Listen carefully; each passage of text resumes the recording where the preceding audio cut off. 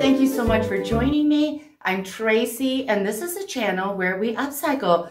We create one-of-a-kind pieces, clothing, purses, and accessories out of pre-owned items. And today, I want to make a pair of oversized bibs with patchwork and bleaching and butterfly applique. I want to talk about the applique for a second. So I've done other tutorials with applique, and the trick is finding the big ones.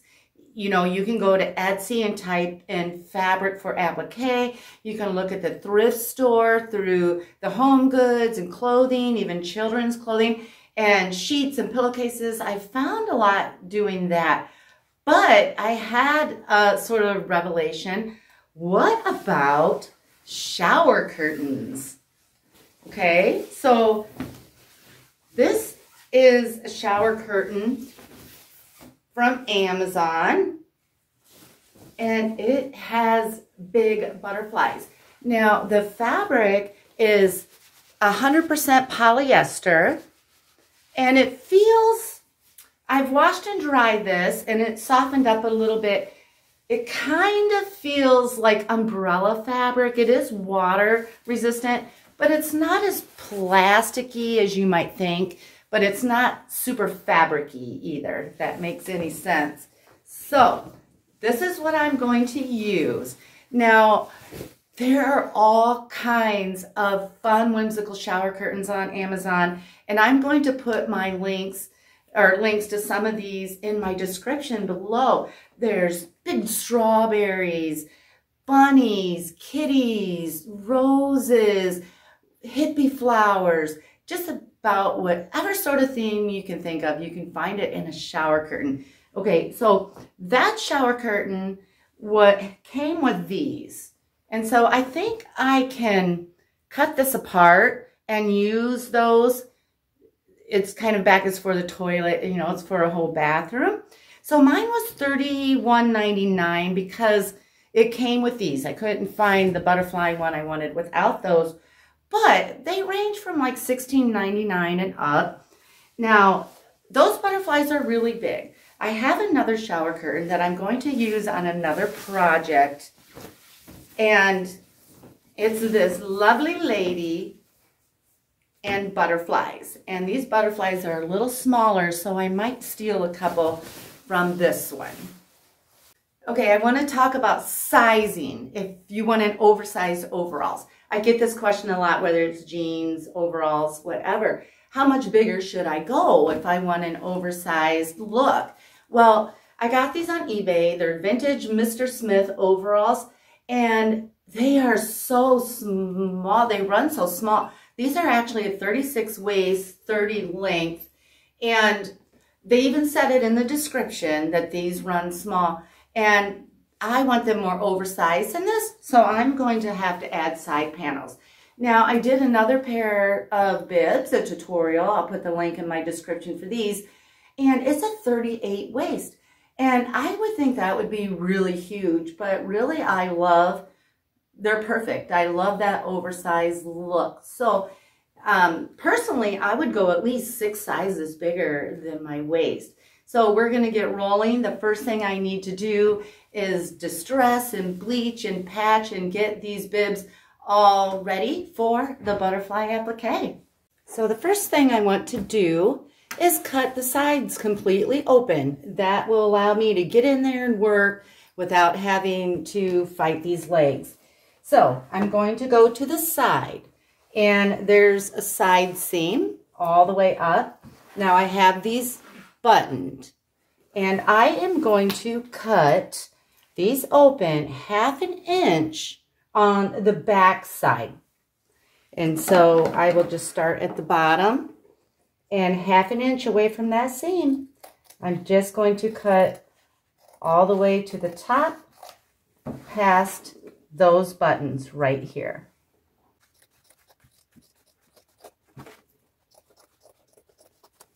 Okay, now I have both sides completely cut open, and I had to cut through the side pockets and that little hammer loop.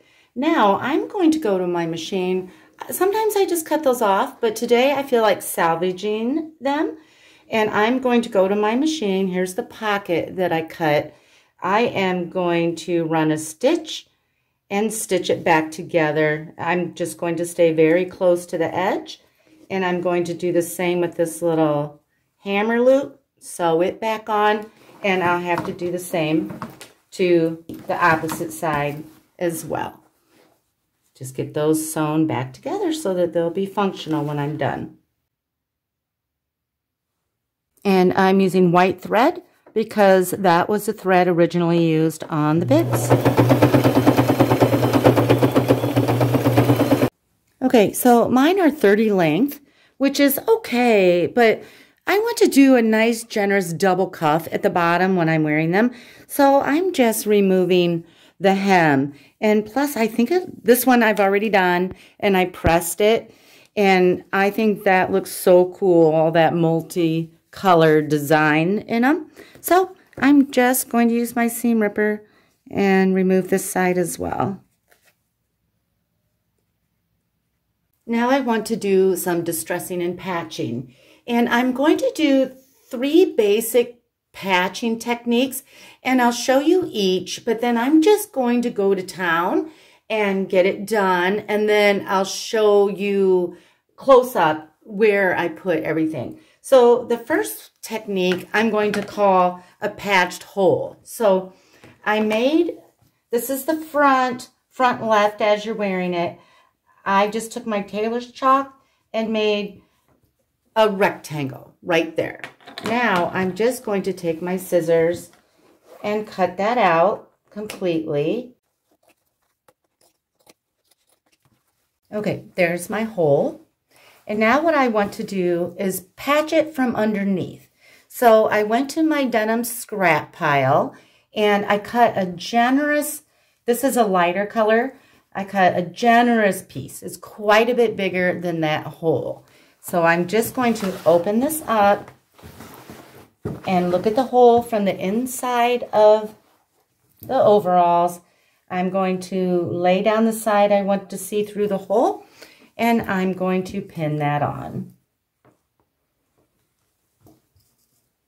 Now that I have this all pinned on, I'm going to take it to my sewing machine. This is still the underside of the overalls, and I'm going to use my largest zigzag stitch, and I am just going to follow the edges of this patch, staying close to the sides. And then when I'm done, I want to do another zigzag stitch just about 1/4 of an inch outside of that patch, just for extra interest on the opposite side. I don't know if I told you I'm going to use white, just so it really shows up, and get that sewn on.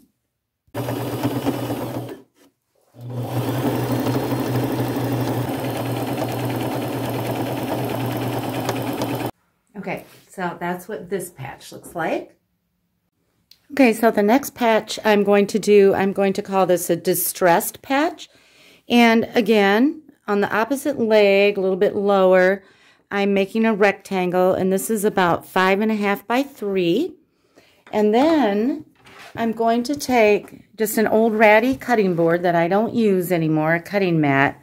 I have a new one, so I can go ahead and wreck this. It's no big deal.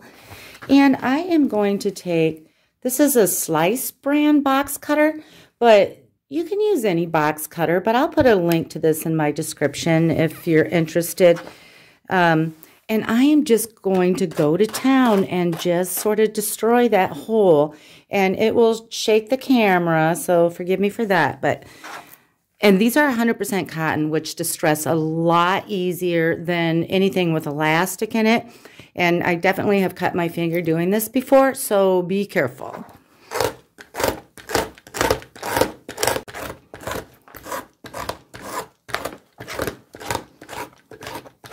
So once I get this distressed how I want it, I am going to cut a lot of these out of here because I want to be able to see the patch that's behind it.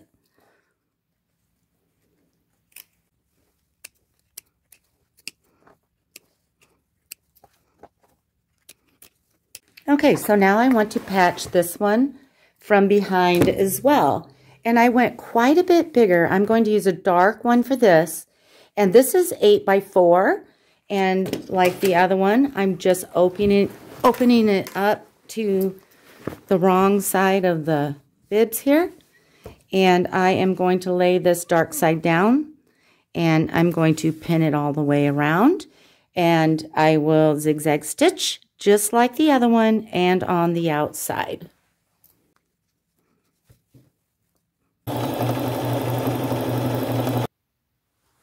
Okay, so this one's all done.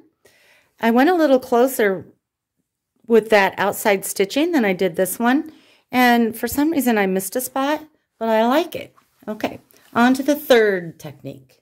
Now these last little patches are going to go on the outside. I'm not going to distress or cut any holes. I went to one of my denim scraps that still has the seam. I'm just cutting, they'll all be different size rectangles, but you know, basically 2 or 3 inches long, fairly narrow. And I want that seam. Okay, I'm going to lay this one about right there. And I'm going to stick a couple pins in it. And then I'm going to go over it with 3 rows of my largest zigzag stitch. And one will go right down the middle, and it will extend past the patch a little bit. Not quite that far, but it will extend past. And then I'll do a row below it. You know, I might extend 1/4 to 1/2 inch outside that patch, and I'll do the same right there. I don't really need to mark it, but I want you to sort of see what I'm talking about. So I'll just go to my machine and sew those zigzag stitches.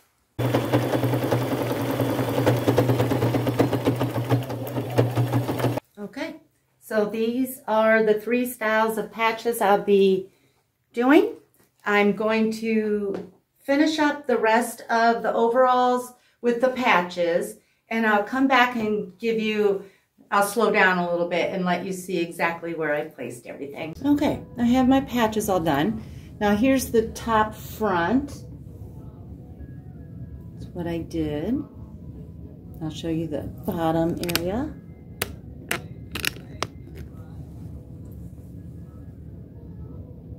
Okay, and I'll show you the back. Here's the back. I just have sort of a bigger rectangle there. I'll show you the bottom. And not a whole lot in between that smaller rectangle at the top and these down here.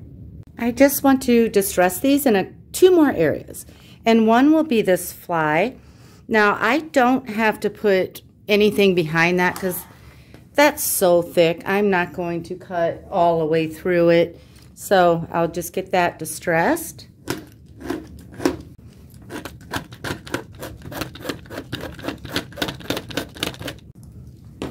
Just a few little holes there.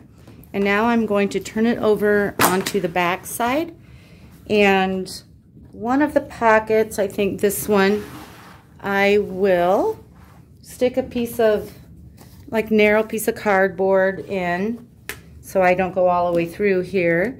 And I am just going to make a hole, distress a hole about that big.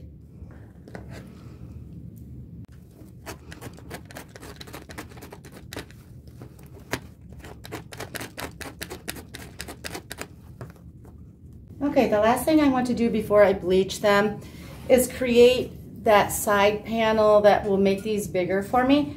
Now, if your bibs are plenty big, you can skip this step altogether. Now, the first thing I have to do is measure how long it is from the top of the cut to the bottom of the bibs. And I measured that, and I got 40 inches. And I want my strips to be 3 inches wide. That's the cut width. It will actually be about 2.5 once it's sewn. I just have an extra 1/2 inch so that I have a 1/4 inch seam allowance on each side. Okay, so I went to a pair of pants that I don't wear anymore, and I am going to use the whole entire back from the top to the very bottom. I'm going to cut off this seam down here. That gives me 41 inches, and that's exactly what I want because I measured 40, And I always give myself like an inch for error. And for some reason, they can get misaligned. So I'm just going to take this, so I made a straight line without any measuring, but now I'm just going to measure 3 inches from that line in a couple places and make another straight line.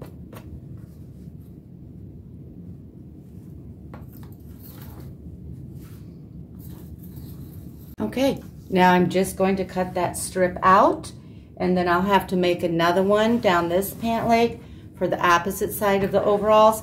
And I'm going to use my handy dandy electric scissors because I have pretty bad tendonitis and I have to cut through some seams and things up here.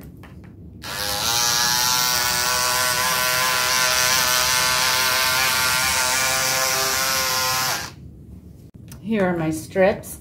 Now I cut through a pocket. I'm just going to remove that pocket. Okay, so now I'm on the floor with a big block of wood and a hammer because I'm going to have to sew through those thicker seams on the side. So I'm going to hammer them down. It breaks up the fibers and flattens them out.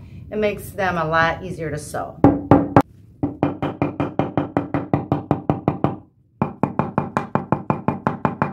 Now I'm going to take those strips and sew them to the front side of the overalls. I don't want to sew them to the back yet because I still have some work to do on here. I need to get in there. But I do want to sew them to the front. Now mine will be raw edge at the top. That's perfectly fine with me. Oops. Now what I'm going to do, okay, I'm going to start on this leg and I'm going to sew it to the front. And I am going to sew wrong sides together because I want the seams on the outside. So I will not pin this or anything. I will just go to my machine, go to the top of that original cut that I made, line this up and use a 1/4 inch seam allowance and go all the way down the front of the pant leg. And then when I'm done with that, I'll go back and do it again with another stitch, and that will just make sure it's more durable. And I'm going to use white thread because that's what my bibs are made of. An important piece of information here, always start at the top of the bibs, not at the bottom of the pant leg, because if they become misaligned somewhere, you'd rather have them misaligned at the bottom where you can just snip it than at the top.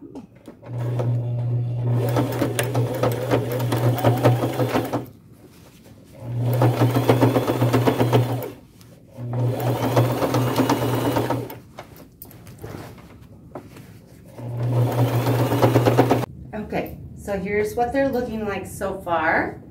Here's that little side panel on each side that I just sewed on, but they're still open. Okay, now it's time to bleach them. Okay, so I got a bowl and I use whatever bleach I have on hand. Mine says bleach concentrated, and I just poured some into a bowl, and I'll be using pure bleach. And I don't know how these are going to bleach. Some bleach super quick, some don't bleach at all, some bleach a little bit. I am going to use just a rag made from a t-shirt, and I'm just going to saturate it in my bleach, and I'm starting on the front side.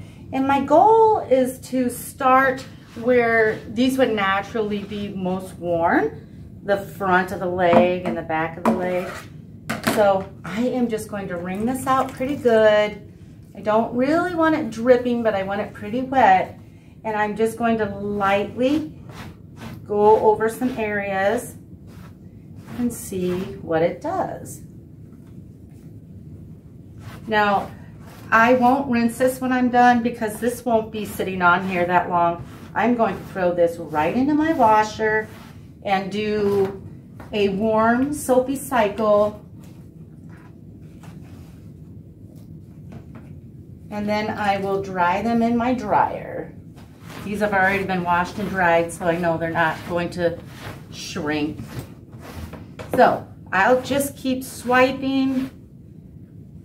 Not a whole lot of action going on. Hopefully we'll get a little more bleaching happening. Going to turn them over, do the same thing, and I'll show you what they're looking like before I throw them in the washer.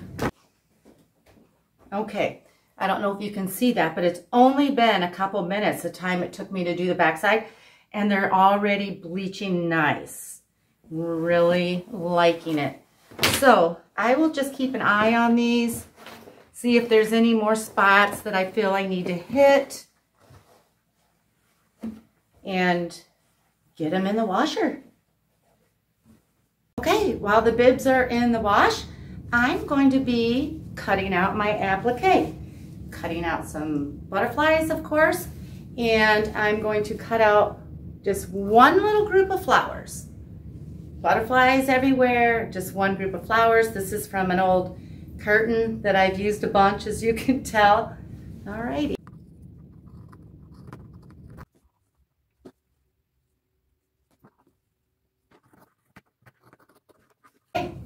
Here they are right out of the dryer.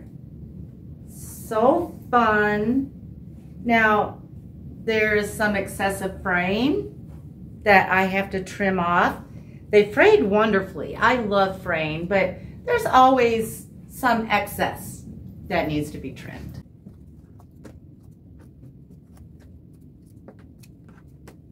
Okay, so now I'm just going to start laying my appliques where I want them.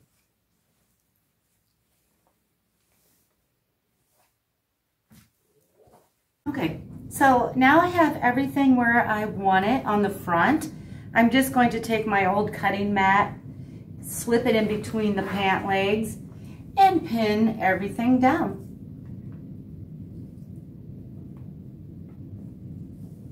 Now that I have everything pinned on the front, I'm just doing one side at a time. I'll come back and do the back when I'm done with the front.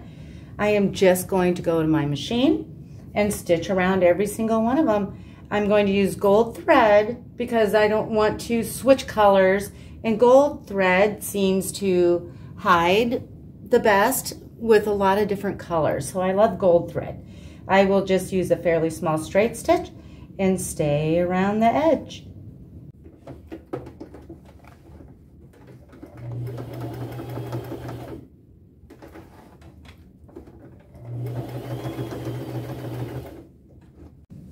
So that's what the front looks like. Now I'm going to do the back, arrange some butterflies, pin them on, and get them sewn.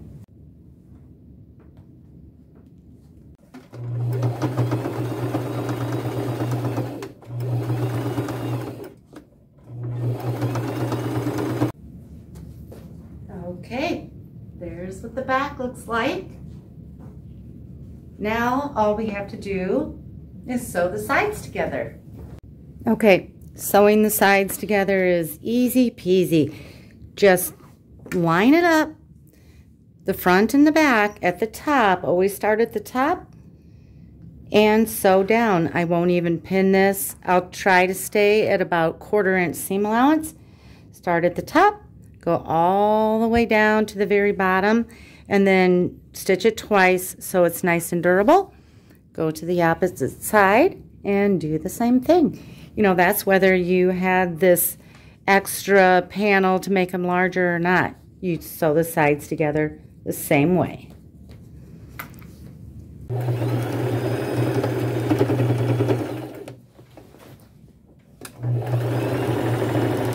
Okay, it's all done. What a great transitional piece. In warmer weather, you can wear a tank top or t-shirt and some flip-flops. When it gets colder outside, you can unroll them, wear some boots and a long sleeve shirt. So, shower applique. Who knew, right? That is a good example of stepping out of the box. And just because somebody else hasn't done it, doesn't mean you can't. Maybe you'll start a new trend. Okay, I'm going to bring it in closer, slow it down so you can see more of the detail, and I thank you so much for watching.